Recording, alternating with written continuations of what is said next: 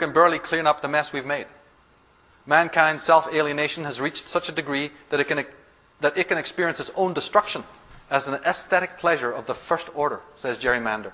Meaning the next big high for the human race that's so sullied now, you see, is that the Big Bang, the annihilation of our own being, corruption, going over the edge, might be the big thrill that's to come.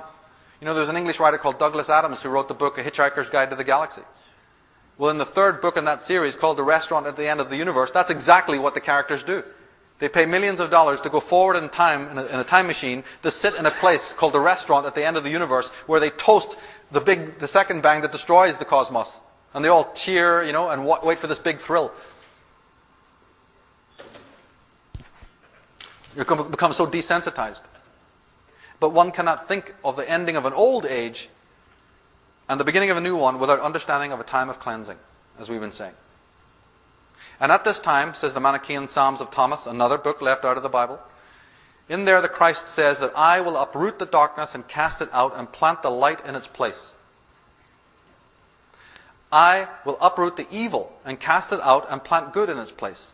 The world shall be full of glory, the earth shall be without suspicion.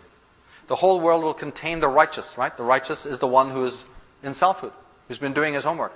They of the earth shall dwell in peace. Right? He's saying those who are earthed will live in peace. Not those who are dreaming about Flash Gordons and other nonsense and religious bogeymen in the sky.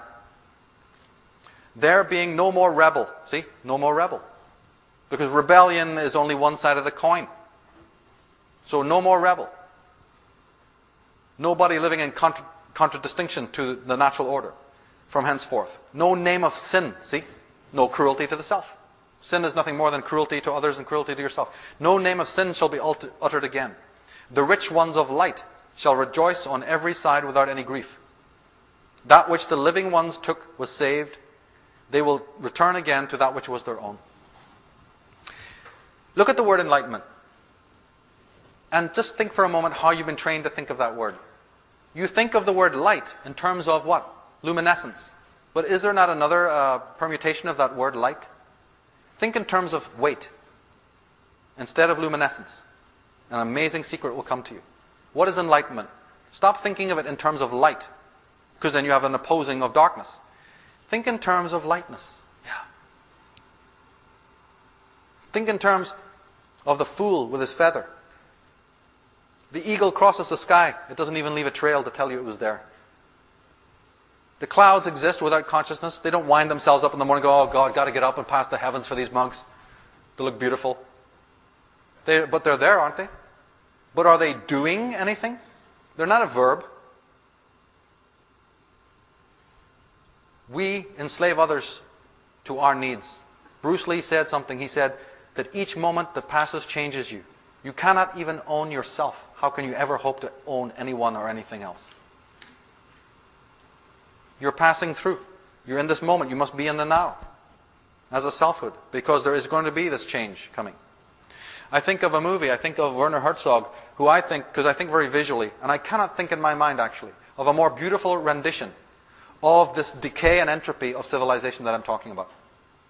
In the movie Nosferatu the Vampire, he shows this amazing scene set to the music of Richard Wagner, where the camera pans down onto an incredible street, civic square in Holland, where all the people are just insane.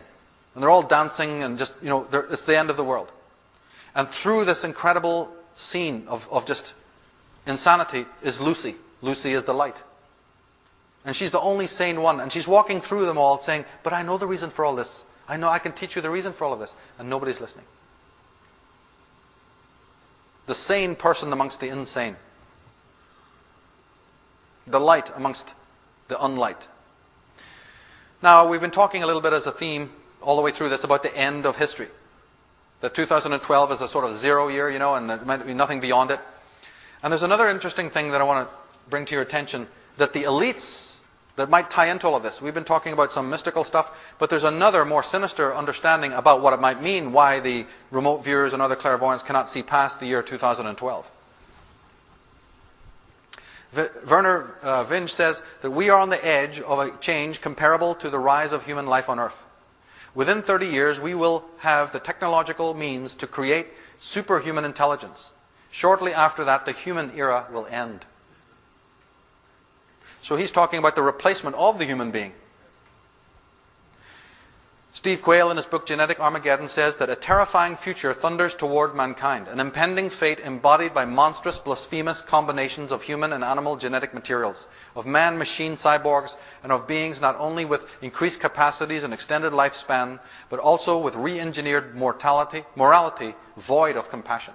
So the emotionless person. You know, we have problems with our emotions, sure, but they're talking about no emotion. The future is so abhorrent as to almost defy the imagination. These new beings and the transhumanists looking forward to their arrival will not be benevolent, just the opposite, because the goal of those creating these beings will that they will be replaced, they'll be meant for a replacement of human beings, and that the new race will be post-humans. Now the word post-human sounds innocuous enough until one realizes that post means after. Well, they've been trying it for decades.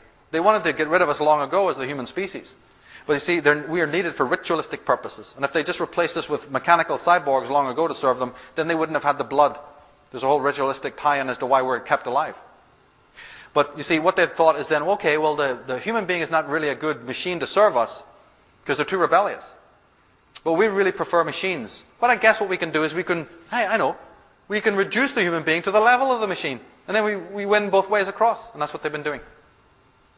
But now, the game might change. I'm not saying I'm totally bought into this yet, but it's a very interesting theory. And by goodness, you only have to look around. It looks like it could be very much on its way. Would we buy into that? See, if we're not healthily dealing with our emotions, even we could get to the point where we dislike our emotions and want to tranquilize those. We might buy into something like that.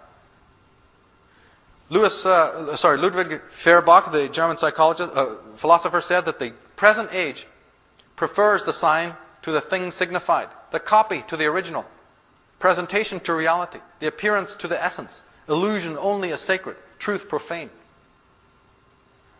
Lewis Mumford, the sociologist, said that by his very success in inventing labor-saving devices, modern man has manufactured an abyss of boredom that only the privileged classes in earlier civilizations have ever fathomed. Theodore Roszak said that the whole force of urban industrialism upon our tastes is to convince us that artificiality is not only inevitable, but better. Well, if you won't be a whole person and a whole self, then don't blame history for moving in this direction. Dr. Michael Elner, a hypnotist, said, just look at us. Everything is backwards. Everything is upside down. Doctors destroy health. Lawyers destroy justice. Universities destroy knowledge. Governments destroy freedom. The major media destroys information. And religion destroys spirituality.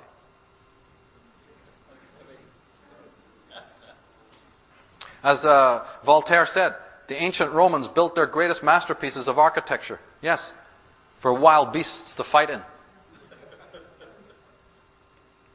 So this action of Shiva, or Pluto, is what the Hopis describe as Koyanets Katsi. Fake life. Imbalanced life that calls for another way of being. It's a divestiture. What the alchemists call calcinatio, dissolution. It's a different kind of action than probably what we're used to. Until we get savvy about it and understand its nature. But one thing also to understand is this. That Pluto is on its way. Period. You can't stop the action of nature. Because, as I said, Pluto represents nature's hygienist, a psychic surgeon, come here to test our immunity. So the only trick is that you go with it. It's here to bring about a chemical divorce. It's here to understand if we have grasped this law of deconstruction. So you can either go through it willfully, or, as the tarot beautifully describes, it will occur in a more violent way. So you do get a choice. But if the system is too rigid, you see, if the complex, if the structures, if the lie is far too rigid and the toxicity too much, then the tower shows you later on what will happen. And ladies and gentlemen, if you're into the realm of symbolism and metaphor, you will realize that America has already had its warning. But if you have no symbolic literacy, then you don't see it. You just accept it on the face value of an event in time and space. But when you start to step back from that canvas of life, you'll start to realize we are being given our little warnings about what's coming. Even the media, the ad copy, we're being told a lot of amazing, interesting things if we know how to look at it. We've been talking about time and cycles all the way